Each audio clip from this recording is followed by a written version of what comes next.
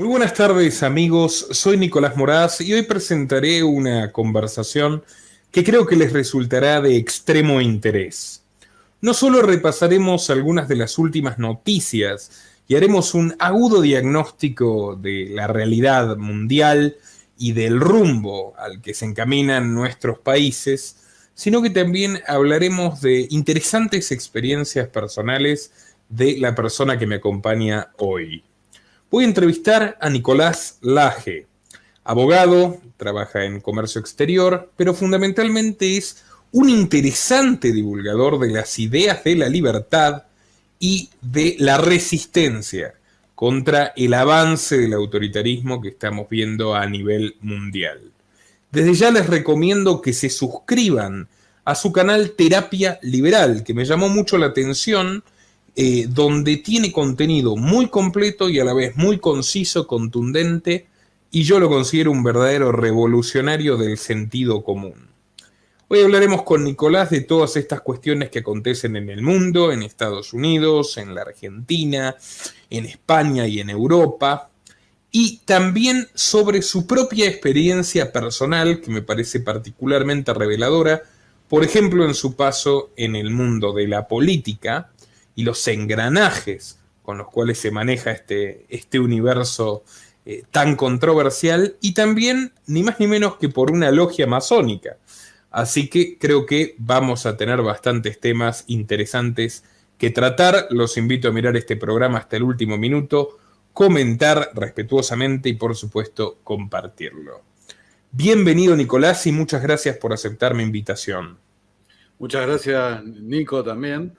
Te agradezco muchísimo la oportunidad de poder charlar con vos. Realmente te admiro un montón, tu trabajo lo vengo siguiendo hace muchos años y es un privilegio, un honor realmente compartir con vos estos momentos. Bueno, no podría estar más agradecido por la semblanza que haces de mi trabajo, Nico, pero a mí me gusta mucho el contenido que haces y siempre que veo a alguien que se sale de la regla y que genera contenido que me parece, como en tu caso, que claramente merece tener más visibilidad, trato de hacer lo mejor de mí para promocionarlo. Nico, venimos hablando hace tiempo de Davos, pero hoy quiero ir un poquito más a lo concreto y digamos, a lo que tiene repercusión directa en la vida de las personas. Hace un rato miré el discurso de Alberto Fernández, idéntico al de Pedro Sánchez, con la diferencia de que Sánchez, por supuesto, que él estudió en Estados Unidos, es, según su propio LinkedIn, su currículum oficial, empleado de nómina del Instituto Nacional Demócrata de Madeleine Albright, o sea, de los Clinton, de quien fue la jefe de gabinete Bill Clinton.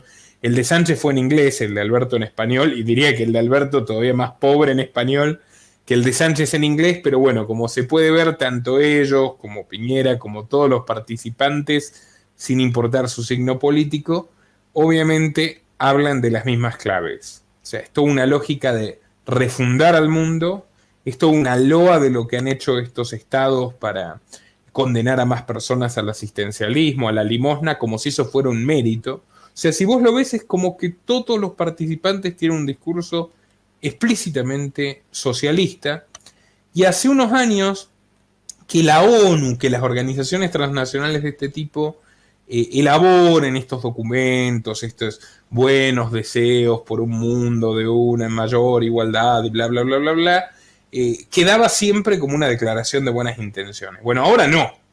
Ahora no sé si vos compartís, y quiero escuchar tu reflexión al respecto, estamos atravesando el experimento social más osado de la historia, después del encierro masivo, un avance de los gobiernos sobre nuestras libertades que creo que nunca se ha visto, donde en cierto modo estamos volviendo a ser instrumentos para los gobernantes de manera desvergonzada, y bueno, vamos a hablar de todas estas cosas, y donde se nos está empobreciendo, y esta es la gran paradoja del Foro Económico Mundial, donde las grandes corporaciones y los gobiernos del mundo están de acuerdo en básicamente desindustrializar, empobrecer, mermar toda la estructura, todo el desarrollo empresarial, competitivo y económico que se adquirió con tanto esfuerzo a lo largo de los siglos.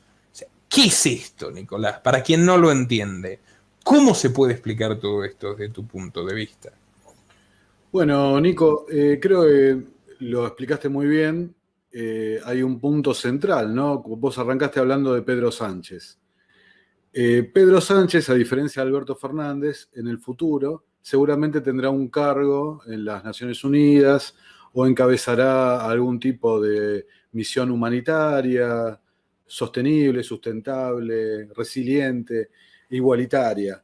Mientras que, bueno, los políticos vernáculos simplemente cumplen el guión y después pasarán al ostracismo local, ¿no? Pero el punto es ese, que tanto España, Argentina, etcétera, etcétera, todos los países cuyas administraciones, perdón, son socialistas o socialdemócratas, están siguiendo un guión, un relato, una narrativa marcada en la agenda de estos grupos, organismos multilaterales, estos think tanks, porque en definitiva el Foro de Davos es un tanque de pensamiento, grupos de influencia, en ciencia política se dirían factores de presión, presión de poder, y han escrito una narrativa que ya viene hace mucho más de 100 años, que tuvo su primer intento globalista, definamos globalismo como la gobernanza mundial de los organismos multilaterales, actuando como meta-estado por sobre los estados soberanos.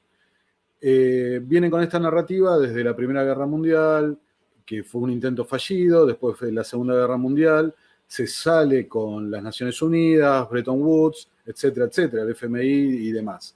Todos los organismos que hoy vemos aplicando esta narrativa, ¿no? Básicamente, ¿cuál es la idea? Podemos estar 1 hora, 2 horas, 3 horas explicando paso por paso la cantidad de planificaciones que tienen. Planificación cultural, social, económica, educativa, de salud, alimenticia, todo, todo. Podemos estar realmente horas porque abarca todos los aspectos de la sociedad y lo hacen a la luz del día, ¿no? Está en la página del Foro de Davos, donde tiene una subpágina del Gran Reinicio, donde hay un cuadro enorme donde muestran todos los aspectos de la sociedad que han planificado. Ahora, ¿a qué voy? Sí. ¿Me permitís digamos, algo que yo quiero remarcar? Es que, como toda planificación socialista, en este caso tan ambiciosa que quiere abarcar a todo el mundo, como en su momento quería Lenin, pero ahora lo pueden hacer en connivencia con estas corporaciones tecnológicas, ellos tienen que usar de la violencia y de la persecución a los disidentes para poder imponer toda esta maravilla de medio ambiente, inclusión. Viste que hace poco el otro Laje publicó en la Gaceta, que lo cual efectivamente es así, si uno se remite a la fuente original, que la ONU le está pidiendo a los gobiernos, a los organismos de derechos humanos, a las ONGs, que son como soviets paralelos hoy por hoy, los que están en órbita del poder, que entreguen listas de los disidentes de, digamos, los que criticamos o los que estamos enemistados con esta idea de un feminismo autoritario, que conquista privilegios, de lobbies LGBTs que ya no defienden la libertad de los gays, sino que persiguen prebendas, subsidios, y de todo este engranaje cultural. Entonces, vos ves como esto que era una especie de poder blando, de tratar de seducir a los jóvenes por Netflix, o desde el sistema escolar, que tienen los mismos programas vía UNESCO.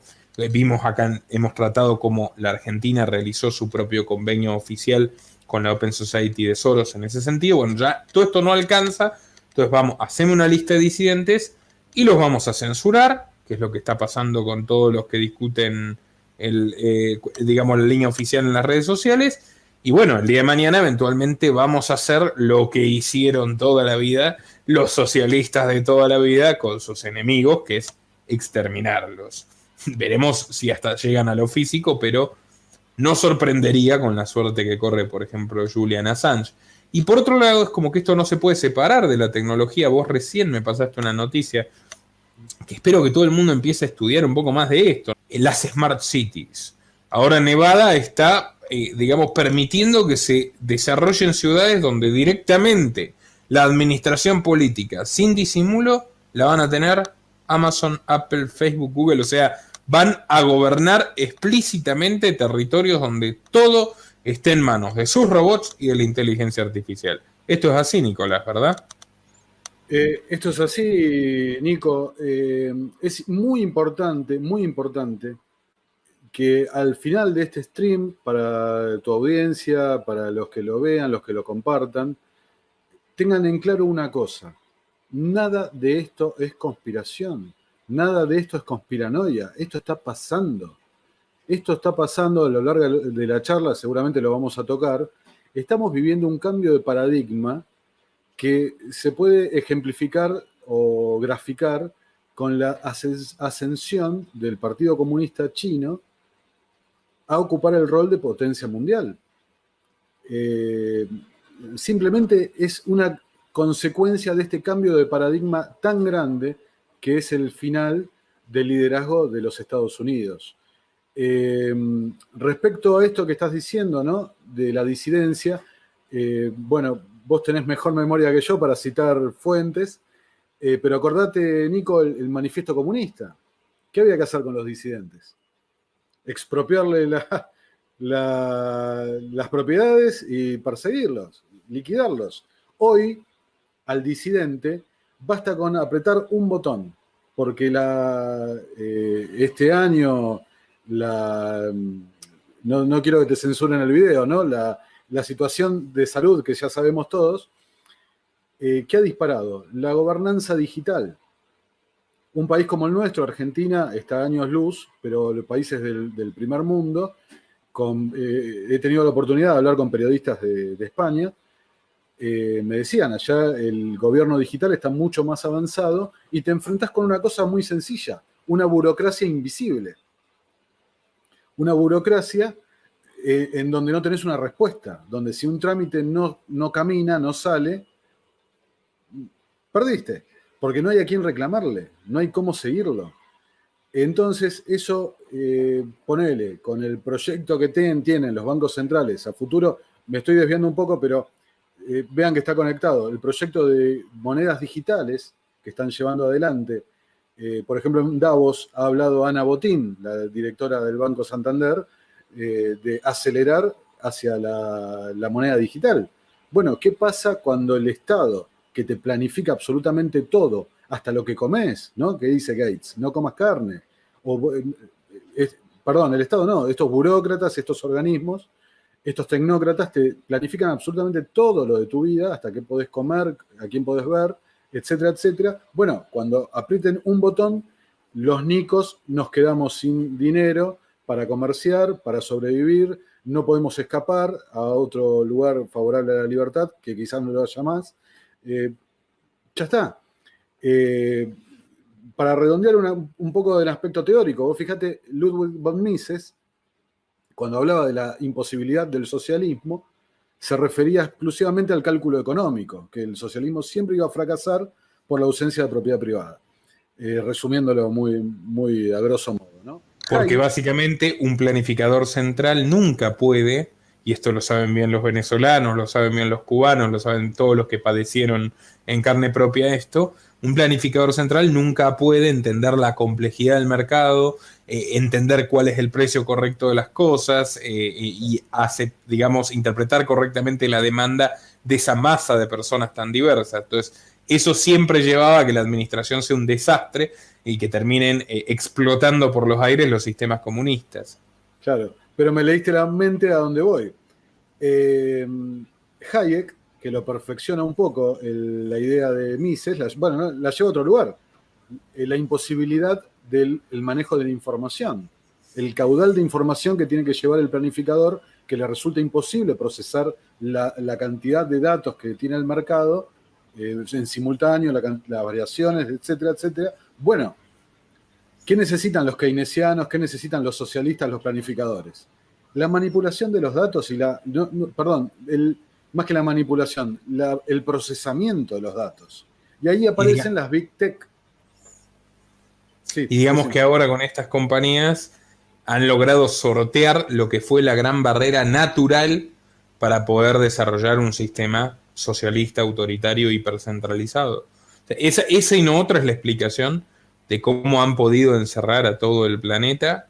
Y al encerrarnos, yo lo dije desde el primer momento, lo que estaban persiguiendo era que terminemos de digitalizar nuestra vida, de convertirnos en éter. O sea, que toda nuestra información esté ahí, que nuestra actividad profesional o comercial pase exclusivamente por Internet. Entonces, todo eso es mucho más fácil de controlar y de administrar, lo cual, por supuesto, abre un horizonte tétrico de dictadura tecnológica, que, bueno, muchísimos autores, que no voy a martillar al público citándolos de nuevo, lo advirtieron 100 años antes de que todo esto ocurra. Es una gran paradoja, desde mi punto de vista, dos cosas. Por un lado, históricamente los liberales, por ejemplo Bastiat con su magistral crítica a los luditas, a los que en mitad del siglo XIX quemaban máquinas porque temían que los dejen sin trabajo, los liberales defendimos el avance tecnológico como una especie de instrumento de liberación humana. Pero ahora hemos llegado a un punto donde la realidad nos obliga, y en esto yo lo hablé con Diego Giacomini, estamos de acuerdo con él también, la realidad nos obliga a decir, bueno, estamos complicados porque como la tecnología está concentrada en poquísimas manos de unos tipos sin escrúpulos que están asociados a los gobiernos, la tecnología se volvió en contra nuestro. Ahora los poderosos tienen mucho más poder que los ciudadanos y tienen la potestad de decir, yo quiero un ciudadano pobre y obediente, o lo puedo excluir, desaparecer directamente del sistema. Y acá entra la otra paradoja, y atento a lo que vos quieras comentar con este tema. Si vos te fijas, todo lo que dice Alberto, todo lo que dice Pedro Sánchez, todo lo que ha dicho Joe Biden, y la disertación entera del comunista chino de Xi Jinping con Schwab, con el jefe del Foro Económico Mundial, versa por el capitalismo inclusivo, entre comillas. Capitalismo inclusivo es, digamos, lo contrario realmente a lo que se vende como inclusivo, es excluyente. Es, si vos no podés adaptarte a esta digitalización forzosa, te vamos a eliminar. O sea, vos tenés dos opciones. O trabajás en el esquema económico centralizado que queremos diseñar en favor de los Gates, en favor de los Bezos, en favor de Elon Musk, en favor de estas fortunas, de las Big Techs y de los estados mundiales que están construyendo, o sos un tipo que tiene que recibir limosna estatal, que con tu limosna estatal vas a recibir las inyecciones que te queramos dar, que además vas a tener que decir y pensar lo que queramos, porque si no se corta tu limosna, porque la tercera opción es la muerte. O sea, es algo extremadamente totalitario y es algo que está avanzando día tras día frente a nuestros ojos. Bueno, capaz que estoy repitiendo, pero a mí me llama poderosamente la atención que no ocultan nada. Nada. Está todo a la vista, a un clic de distancia.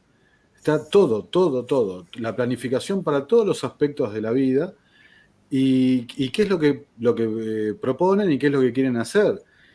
A mí que me gusta el cine, a veces pongo ejemplos de películas para que la gente entienda lo que quiero decir. Hay una película de hace unos años con Matt Damon que se llamaba Elysium, que básicamente en la Tierra vivían toda la plebe, los desahuciados, digamos, y arriba en un satélite así estaban la élite, ¿no? En un mundo idílico, sin contaminación y demás.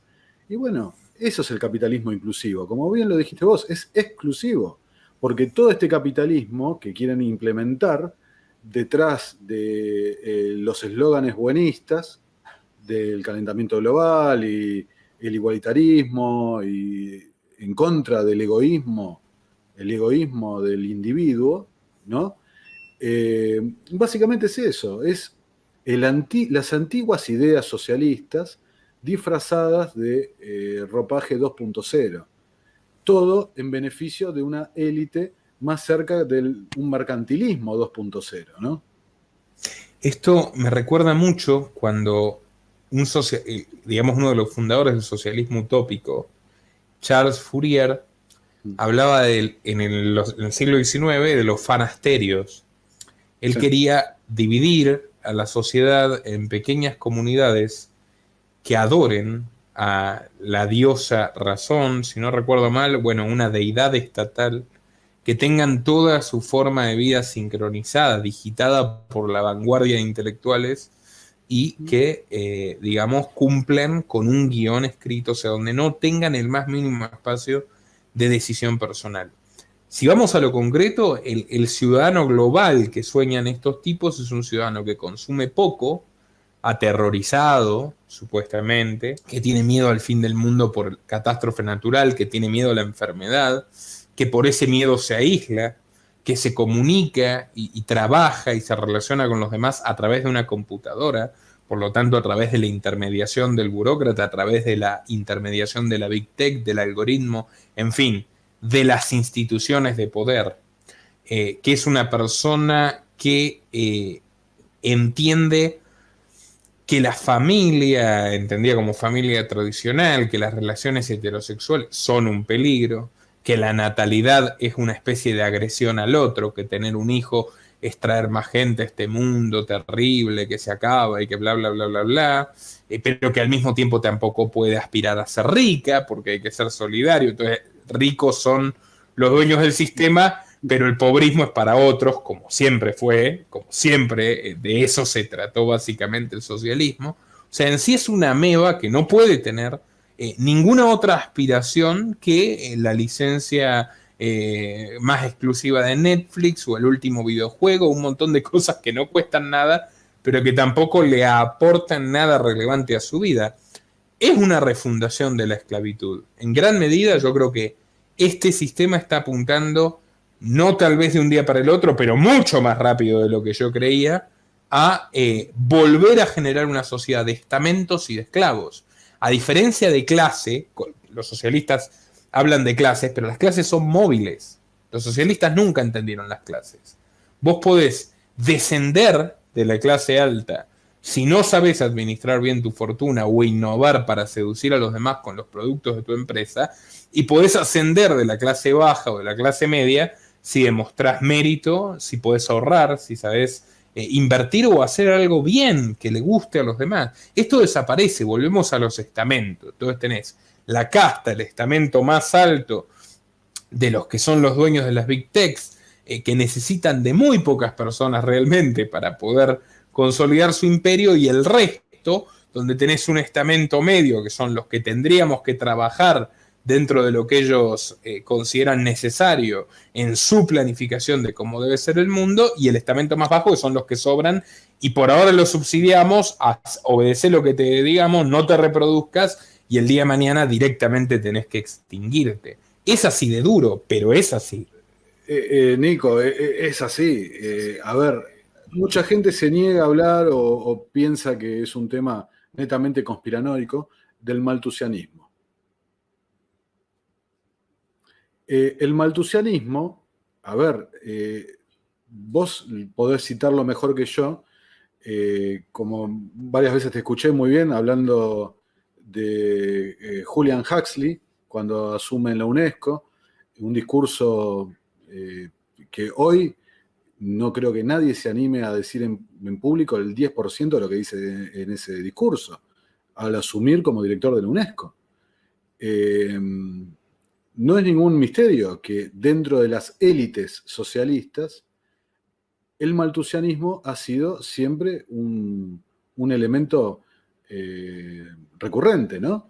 En otras palabras, cuando hablamos de maltusianismo, hablamos de esa idea catastrofista de que en el mundo no puede haber X cantidad de gente porque se van a acabar los recursos naturales, nos vamos a morir de hambre, van a proliferar las pestes. O sea, es una idea muy vieja, una idea de, si no recuerdo mal, finales del siglo XVIII, principios del siglo XIX, Thomas Malthus, el demógrafo, y es una idea que el capitalismo de mercado, más o menos libre, pero al fin y al cabo el mercado se encargó de refutar, porque pudo demostrar constantemente que con nuevos inventos, nuevas tecnologías, nuevas empresas, más competencia, más innovación, el mundo sí que podía alimentar a muchísimas más personas.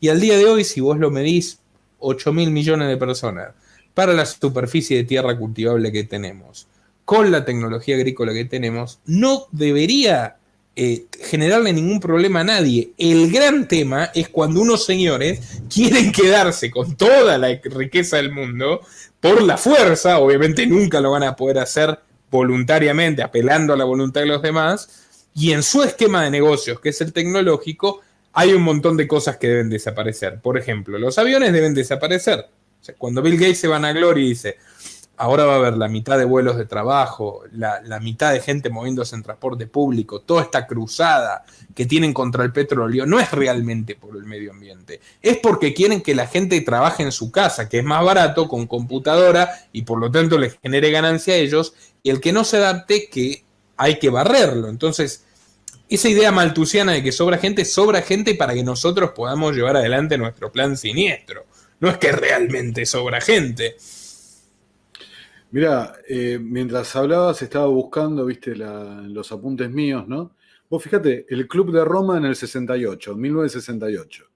La contaminación, el calentamiento global, la escasez de agua y la hambruna son ejemplos y responsabilidad de la propia humanidad, la que debe reducirse para mantener estas amenazas bajo control.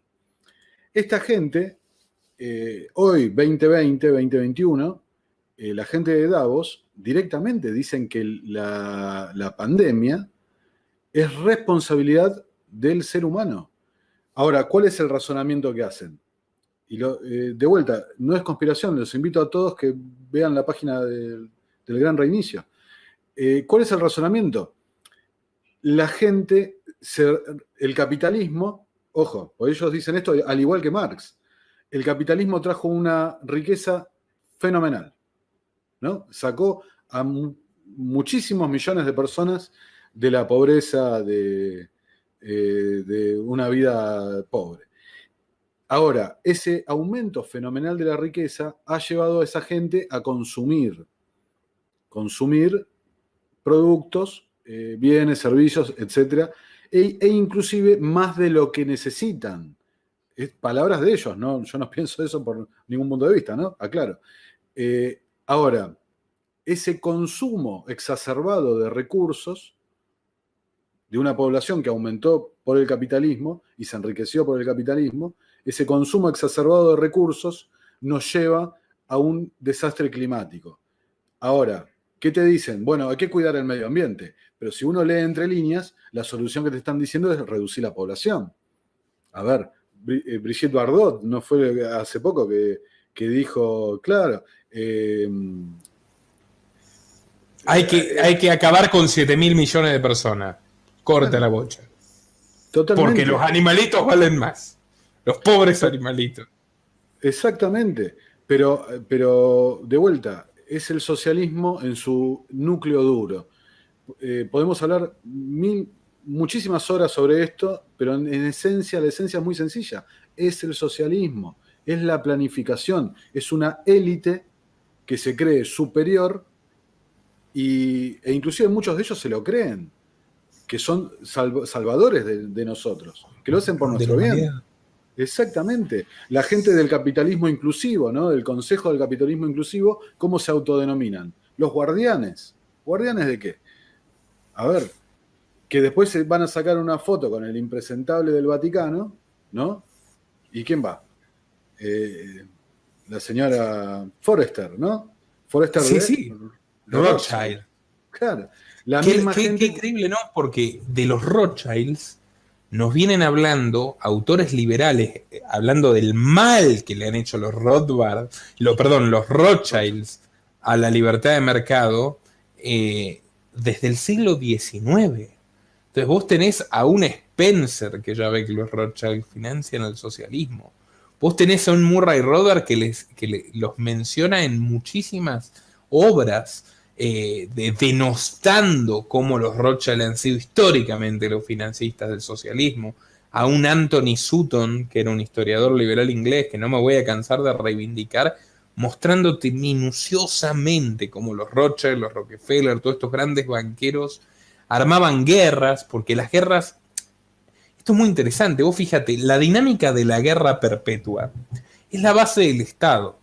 La guerra puede ser contra otro Estado, la guerra puede ser contra las drogas, la guerra puede ser contra el COVID o la peste, la guerra puede ser hasta contra la pobreza, pero lo lógico es que el Estado en la guerra crece. Esto lo explica muy bien Rothbard. El Estado necesita de la guerra para convencer a la gente de que tiene que sacarle más impuestos o más libertades, o ponerle cámaras en su cuadra o directamente en su baño, contra el enemigo, sea cual sea el enemigo. O sea, el Estado puede avanzar mucho más en tiempos de guerra a través del terror, aterrorizando a las personas, que en tiempos de paz. Entonces, la guerra perpetua además necesita financiamiento perpetuo. Entonces, si tenemos guerras eternas, siempre fracasadas, como la guerra contra las drogas, que jamás persiguió acabar con las drogas, sino precisamente necesita de esa constante inversión militar, de manejar la droga desde el Estado, etcétera, la guerra perpetua requiere financiamiento perpetuo, y toda esta fiesta se trata de que un grupo de señores decidió que ya no va a producir lo que la gente quiera recibir, ahora va a financiar lo que a ellos se les ocurra. O sea, el trasfondo de todo esto es que muere el viejo mercado de servicios, de productos y servicios, incluso intangibles, y nace, digamos, el capitalismo tecnocrático financiero, donde básicamente vas a generar interminablemente dinero, a expensas de arruinar a la gente que le tenés que decir que ya no puede consumir. Entonces, ¿querés hablar un poquito de cómo la administración Biden está mostrando el movimiento, digamos, de este socialismo mundial en el terreno económico? Sí, antes me gustaría, si me permitís, hacer una pequeña digresión ahí, pequeño comentario. El modelo que buscan es el final de la economía de productos y pasar a una economía de servicios. El eslogan que usan es, y se puede ver en internet, está hasta un spot publicitario, que si no posees nada, vas a ser más feliz. Y vamos a armar una ciudad eco-friendly, con bicisendas, y que en realidad la preocupación de la gente es la posesión de cosas, ¿no? La propiedad privada. El esquema es ese, que pasar a un modelo donde la gente tenga que rent to use, o rent to use, alquilar las cosas para su uso, y cuando vos no la quieras usar más, la devolvés. Casas, bueno, autos no, porque no, la contaminación, dicen que no hace, solamente los autos van a ser para ellos, como los aviones. Ropa, todo lo que te puedas imaginar. Quieren avanzar hacia ese modelo de la eliminación de la propiedad privada.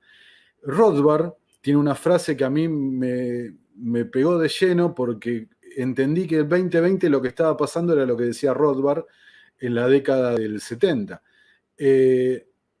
Rothbard decía que el socialismo, para acabar con el capitalismo, tenía que atacar dos frentes: la división de trabajo y la extensión del mercado. Si vos te fijas, en 2020 destruyeron la división del trabajo, con los trabajos esenciales, con los cierres compulsivos, y ni hablar la extensión del mercado, ¿no? Fíjate, con este cambio de paradigma, de lo que decíamos antes del surgimiento de China, vos lo viste, el discurso de Xi Jinping, con Klaus Schwab, el director de Davos, casi orgiásticamente, ¿no? Orgásmicamente, admirando el discurso de Xi Jinping hacia un nuevo multilateralismo liderado por la potencia asiática. Ahora, que me parece que es muy inteligente del lado de China, que ellos se siguen reservando el rol de producir. O sea, la industria que queda en el mundo nos la quedamos nosotros.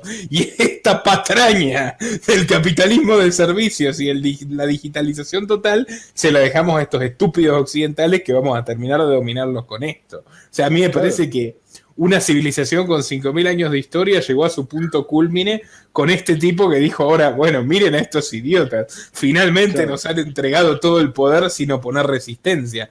No deja de ser extremadamente simbólico que el club de los ricos del mundo, que eso es el World Economic Forum, que son los que estuvieron con la Fundación Bill y Melinda Gates y la Universidad Johns Hopkins armando los simulacros de pandemia 40 días antes de que ocurra la pandemia, no nos olvidemos de eso.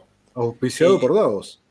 Estén diciendo qué bueno que ahora vamos a ser todos pobres. O sea, vamos a volver a la peor interpretación posible del cristianismo, que es Juan el Bautista y Jesús echando a los mercaderes del templo, y bienaventurados los pobres de espíritu. O sea, yo te juro que escucho directamente de la boca de Bergoglio, del ocupa del Vaticano, bienaventurados los pobres de espíritu, que el gobierno mundial les tiene deparado un buen futuro en el más allá, porque en el más acá van a ser todos miserables y esclavos, y, o sea, es una cruzada antihumana realmente, es la deshumanización total. A ver, cuando te dicen, es amarillista hablar de los chips en el cerebro, si son sus proyectos, lo de configurar el cerebro humano a través de una computadora. Totalmente. O sea, Black Mirror, ¿te acordás de esta, ubicás esta serie? Sí, totalmente. Cuando configuraban al soldado para que vea que las personas a las que va a exterminar, que son débiles genéticamente, que sobran en el mundo, son en realidad monstruos y no personas. O sea, y la tecnología no está muy lejos de lograr eso. Y no hay ningún límite moral para estos tipos, porque hemos llegado al auge paroxístico del utilitarismo. O sea, si tu vida no me es útil, y entre comillas, no es útil para el bien común, podemos barrer con tu vida en el nombre del bien común, de la salud pública, de la escasez de alimentos que nosotros mismos generamos. Es una dinámica bastante enfermiza. ¿Vos qué pensás, Nico? ¿A qué van a llegar? Pues yo creo que todavía tienen obstáculos. Por ejemplo, todo esto que vos decís, los economistas socialistas, que están en el auge más absoluto desde la caída del muro de Berlín. Joseph Stiglitz hoy es una especie de guía del mundo. Joseph Stiglitz es el primer keynesiano, por eso neo-keynesiano, que incluso dice que el mercado paga salarios demasiado altos. Esa es la teoría de los precios de eficiencia de Stiglitz. O sea, Stiglitz es un keynesiano pobrista. Es un keynesiano que ya no solo es enemigo del ahorro, es enemigo del consumo. Hay que verlo, realmente. Él es el que escribió el capitalismo progresista. Ahora, él tiene discípulos en el Ministerio de Economía de un país languideciente como Argentina, y Guzmán, que es el que le servía el café, y a su alumna preferida, Janet Yellen, en la Secretaría del Tesoro de Joe Biden, en el país más rico todavía del mundo. O sea, ya el socialismo de Stiglitz está en todas partes, y Janet Yellen, que fue la que imprimió el rescate a los bancos fraudulentos cuando estaba en la Fed con Obama, ahora dice, nuestro enemigo es el Bitcoin, hay que prohibir el Bitcoin. ¿Por qué dice esto, Nico? ¿Por qué crees vos que tienen esta obsesión contra el Bitcoin? ¿Cómo las criptomonedas entorpecen el proyecto totalitario de estos economistas socialistas? Mirá, este es un tema que lo podés manejar espectacularmente con Diego Giacomini, ¿no? Un gran economista, un gran tipo, Diego. Y acá tocaste un punto central, que era el que me quedé sin decir del punto anterior. Es imposible entender el mundo de hoy si el espectador, el oyente, no comprende qué es el dinero, qué son los bancos, cómo funciona la banca central, cómo funciona la reserva fraccionaria, y inclusive, vos lo has citado muchas veces, el magnífico libro de Rothbard, El caso contra la Fed, la historia de la Reserva Federal y amplío la historia de la banca central como institución mundial. Si uno no entiende eso, no puede entender qué es lo que está pasando, porque se queda con el eslogan del calentamiento, de la igualdad, de esto, lo otro. Y acá el tema, como decía el manifiesto comunista, el monopolio del crédito, de la emisión de dinero, la banca pública, ¿no? Y el modelo este de banca central, como bien dijiste, y lo explica en el libro de Sutton, la familia Rothschild ha estado detrás del financiamiento del levantamiento comunista, de la Revolución Rusa, no tanto directamente, sino a través de la familia Schiff, me parece, si no mal no recuerdo. Los zares rusos, sí. No, que los Schiff, para ver hasta qué punto seguimos más o menos en el mismo mundo, los Schiff son miembros de la comisión directiva del Foro Económico Mundial, o sea, los que con dinero de los Rothschild financiaron el genocidio de 20 millones de personas en Rusia. Adelante, Nico. Es que, Nico, los zares rusos, antes de ser eliminados, están aportando dinero para resistir el avance de la banca central, de la Reserva Federal, en Estados Unidos, que en ese momento no se llamaba Reserva Federal, se llamaba Banco de Estados Unidos.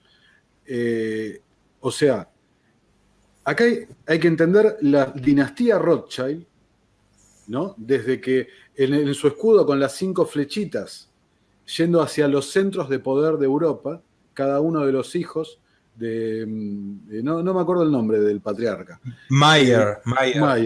Cada uno de los 5 hijos fue destinado a los 5 escenarios claves de la Segunda Guerra Mundial, ¿no?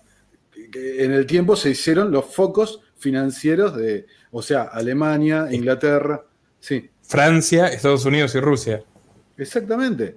O sea, acá no hay nada de casualidad o caído del cielo o esto o lo otro. Es una historia que se viene remontando y es la lucha por el sistema financiero. Y el que controla, como decían uno de los Rothschild, ahora no me acuerdo el nombre, dame el control de la emisión del dinero y no importa quién hace las leyes. La magia de emitir dinero sin respaldo, que es cómo se financió todo este circo, que es como Biden está tratando ahora de subsidiar a los estadounidenses y convertirlos en asistidos, en cubanos, en venezolanos, en esclavos del gobierno, que es lo que hace Fernández y lo que hizo Sánchez y de lo que se vanaglorian en el Foro Económico Mundial. La magia del dinero sin respaldo es que los banqueros que están detrás finalmente de los bancos centrales pueden obtener dinero gratis a expensas de empobrecer el ahorro y la propiedad del resto del planeta. Entonces, es obvio que el único vehículo que tienen para avanzar sobre esto en el terreno económico es la emisión monetaria sin respaldo, el dinero sin respaldo, del cual hemos hablado tanto con Diego como con Manuel Cantero.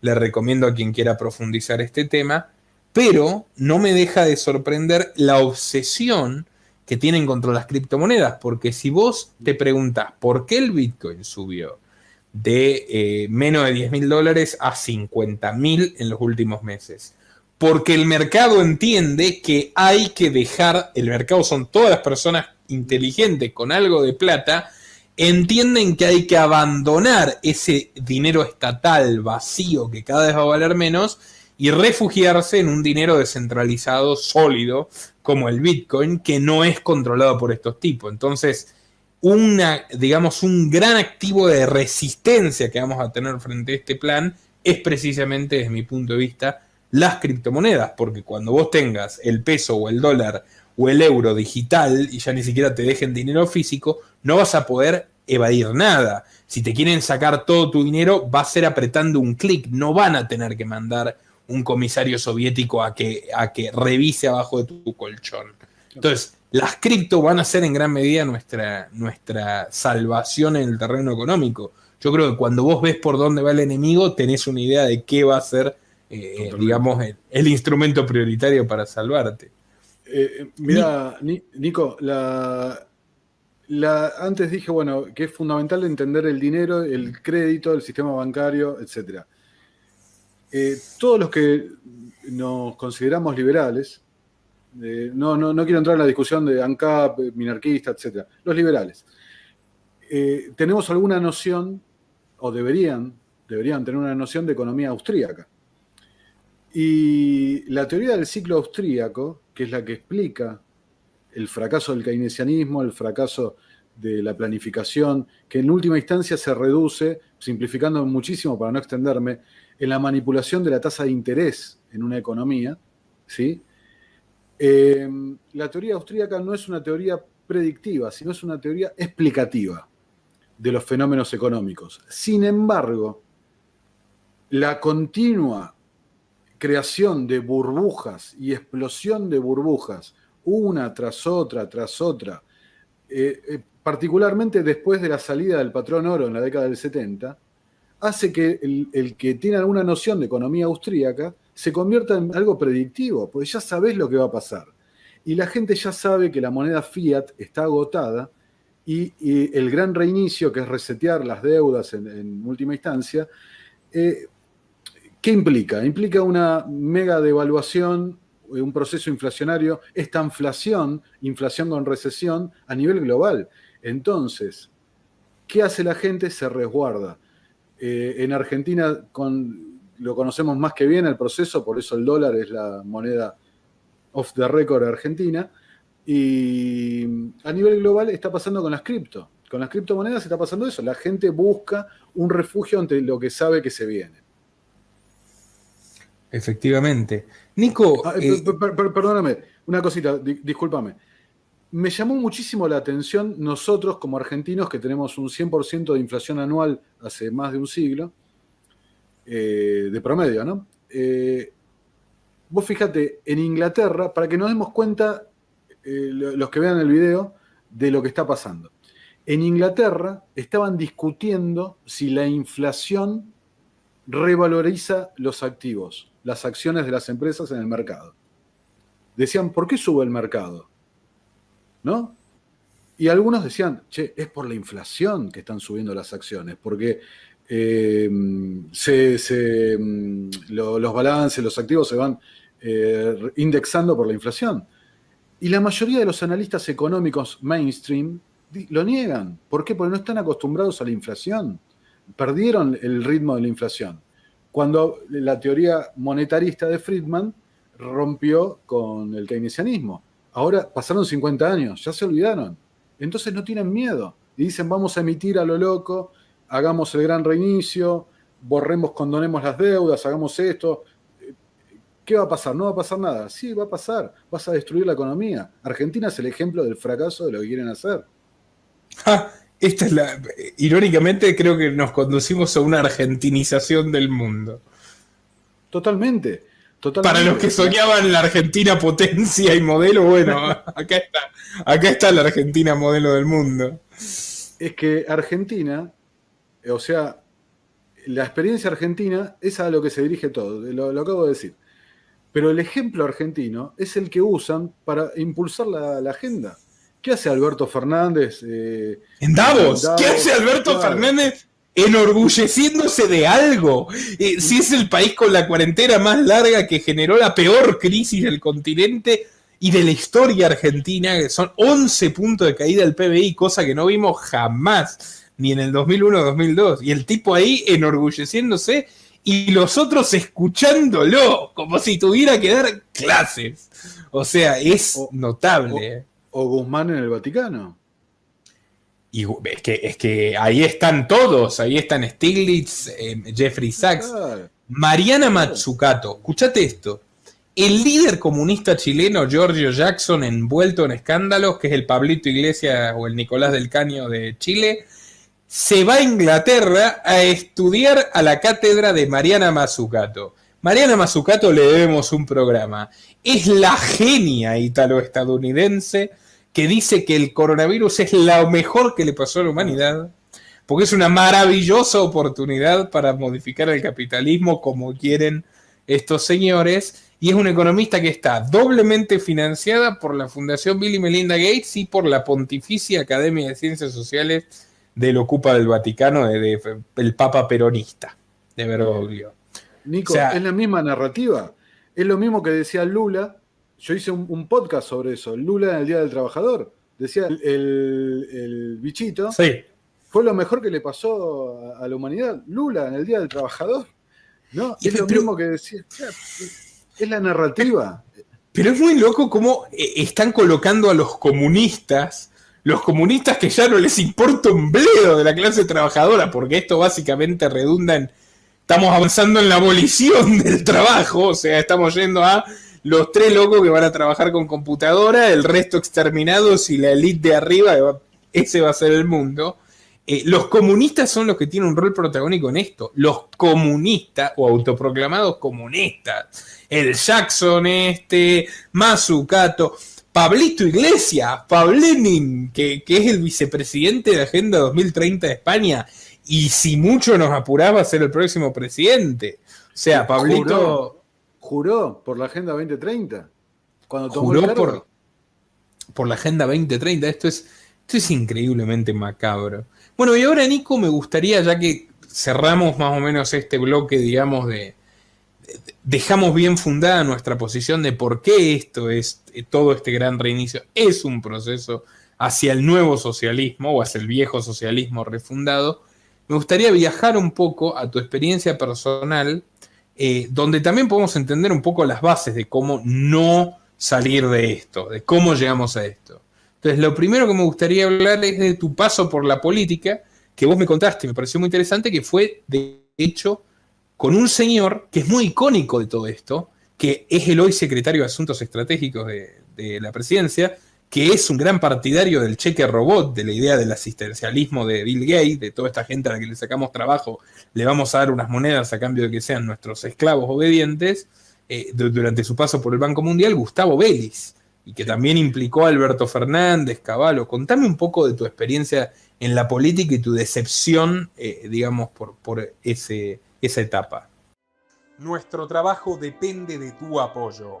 Para que siga siendo posible, realiza tu donativo desde tan solo $2 por mes a través de Patreon, en los links que están en la descripción o en el comentario destacado. También podés hacerlo a través de la opción Unirte de YouTube, y si estás en Argentina, con el medio de tu preferencia a través de Mercado Pago.